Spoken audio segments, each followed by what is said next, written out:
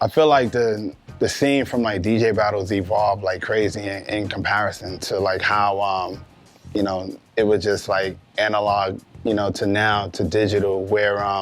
you know, you have like so many different options, you know, but like, you know, someone from me coming from like an analog history, like can like really see past like a lot of creativity, you know, which makes it like, you know, fun to actually see, like, you know, and certain battles where like certain DJs feel like, you know, they're introducing something, you know what I mean? But like it doesn't really outweigh someone who actually, you know, can cut like two, you know, records, like real records, and do something like really ill, you know what I mean? In comparison to, you know, button pushing, you know, and yeah, and like doing, you know, certain patterns and using like samples, you know, while scratching, which is like really dope. So, but, you know, there's layers to everything, you know, which makes it challenging, you know, and interesting too as well. And it helps the evolution of the Turntablist.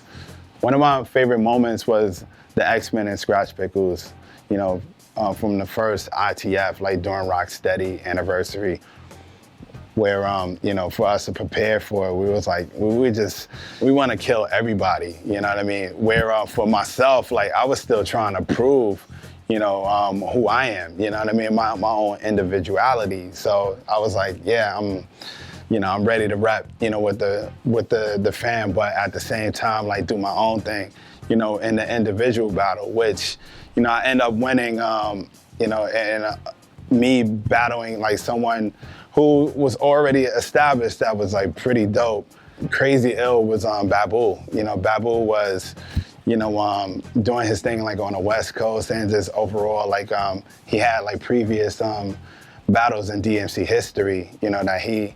performed. So he was a notable name, you know, and then like out of nowhere, like, you know, my crew co-signed this dude from Brooklyn, where like, you know, I came up with like the crazy, you know, like routines that sort of like represent like where I'm from, you know what I mean? And yeah, and won a battle, you know, and basically from there, like I just became, you know, X-Men Executioner, you know, for the crew, because they felt like, okay, you held it down, you know what I mean? So yeah, it's good to be down, you know, with you, you know, as a crew. And then spearheaded after that was the Asphodel, you know, album, you know, with the X-Ecutioners. Coming out of the ITF battle, the X-Men versus the Scratch Pickles, yeah, we were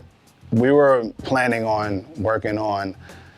an album, you know what I mean, with ourselves. Like basically around that same time, like, you know, we were creating the Pressions album, you know, where we wanted to use X-Men, but, you know, because of copyright issues, we had to switch X-Men to the X-Ecutioners, you know, and from there, like we just kept, you know, working on an album, and yeah, and created, you know, an independent like classic. With the independent classic, a lot of things like came about it, where if it wasn't for that album, like we wouldn't have had the opportunities to, you know, tour with like such bands as like Linkin Park, you know, and like, you know, do the Anger Management tour, and, you know, so many other things, you know, that just happened, like, you know, a domino effect. Like it was serious. So the Asphodel recording deal happened when the guys went out to LA, and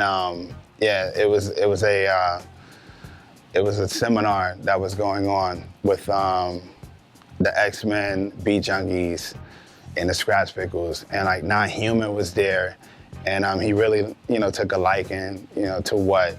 you know, Raider, Rob, and Joey was doing, and yeah, and like we started talking, you know, with you know, Non-Human, and, you know, he actually brought us, you know, a deal, you know, a proposal, you know, a deal proposal, you know, for the group to record an album, you know, a full-length album, where at first, like, I believe it was a mixtape, you know, that we were gonna record, but, you know, we definitely grew up and,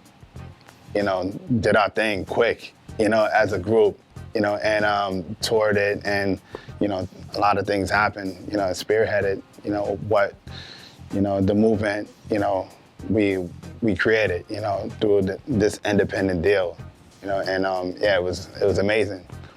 For those who don't know, like Not Human was the owner, of Asphodel Records.